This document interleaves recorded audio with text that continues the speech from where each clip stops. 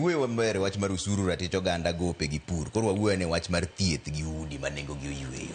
Mago gik ma project mabeyo koso oyo in kaka inene. Wach mar thieth mar SHA gi wach mar udi ma nengo gi oyweyo.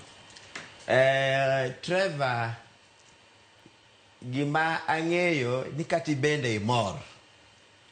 Kata oganda ni mor. Ni gimiluongo ni vigilance. Vigilance gidolwe nango. Nigo koguno kata neno maler. Momiyo inyalo yweyo kami yweyeno. Goyo koguno. To goyo koguno no okwachake wan wawegi. Jaramogi Ogirio chako goyo koguno chon. Momiyo Kenya ores kane dhi kamarachi. Raila Odinga ogoyo koguno machal nadi omiyo sani koro anyalo soko pier liech. Machange na timi bo katiba. To kanga pier liech no na kosone. To katiba ngise nan makojiro iyal go idoho. Goyo koguno no jakome mopuonjo wa. Koro sani bende nyaka waendelea goyo koguno. Nwach goyo koguno ema gero piny. Koro SHA mailoseni. Makoro jotelo bende nyalo koro kawe points. Koguno golo koguno. Mar jogo mang'iyo gino mundu hu mundu. Dikoro SHA ni kanye. Donge gir kwelo. Donge gimichiemogo. Donge kan yedhe hospital to kado kuti. Pesa bikete to ok reflect. Kidhi kata bisni yath bende onge. Koro goyo koguno ni marieyo weche. SHA okneti maber nyaka jopiny mo believe ratiro mar oganda. Jopiny mo believe ni ushuru mare nyaka tine. Omiyo koro SHA koro chako ng'iyo luwo yudo yore. Koro sani bet otiyo.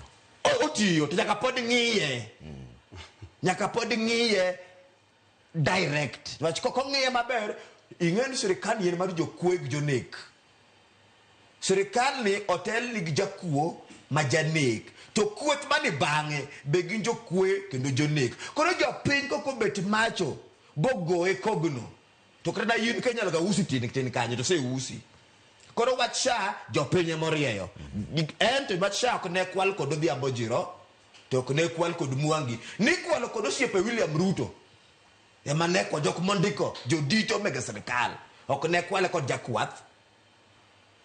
Mara riyo walo sabot wach bar corruption. Nwach corruption ni en gino mose hinyo wa. To wawacho ni William Ruto kane campaign. No wacho ni pesa kata mna Uhuru kane en president. To William Ruto ne jalupne. No wacho ni bilion adi malalo odiochieng'. Kenya lo paro. Ariyo. To Ruto kane timo campaign no wacho nange. Nigi mudwa no kedgo. En mibadhi madhano ariyo adek tajirika go to jopiny to umia. Sani dongi ng'eyo ni State House headquarters ma corruption kusikia. To in pokineno ka duol mar EACC kedo gi jo mibadhi. Kata Ruto nogo no pokineno ko siemo nyaka bunge ko wacho ni jo bunge gi gin jo mibadhi onego ng'igi maber. Kawuono Bishop David Oginde ne Senate kawuono kendo wacho ni gima thago gi mogik mar kedo gi mibadhi en DPP. Mo wacho ni nitiere buche 18 ma DPP osegolo. Magen gi kwayo ni mondo migi teko mondo gine magitere. Ing'e momiyo owacho kamano. Ing'e momiyo owacho kamano. Now when an institution of justice has been politicized, gimado tim onge. Secondly, kakoro wan piny won emisayo wach corruption. Tenen kod immunity. Tontie evidence in the public domain. Nitie budgeted corruption in State House.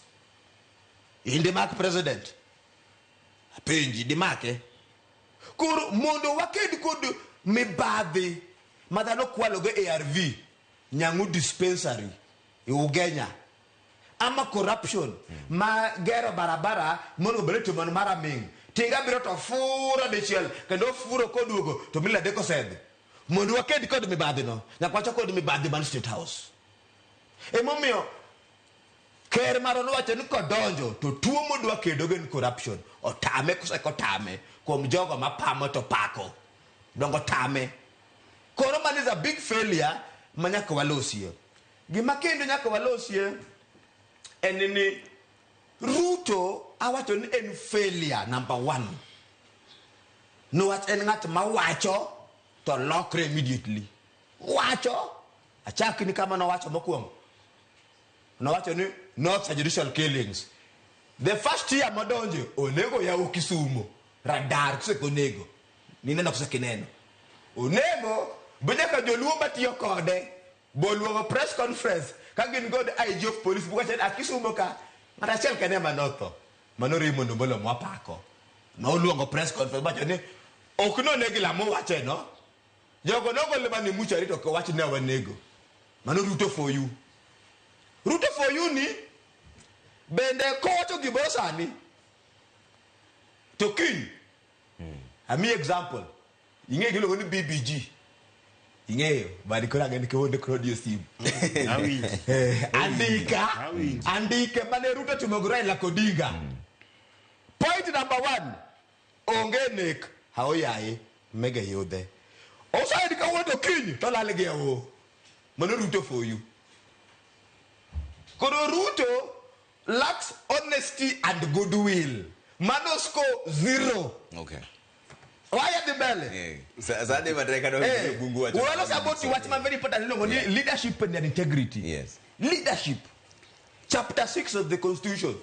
He looking here Ruto chande. Here from here we and Kikoke. Those ko near the leadership and integrity. Kick it down or kick it down. Dog man katiba kende ma dog ni. King here Ruto cha. From here we and Kikoke. On matters of leadership and integrity. Di meadi. Wasibeja Kenya.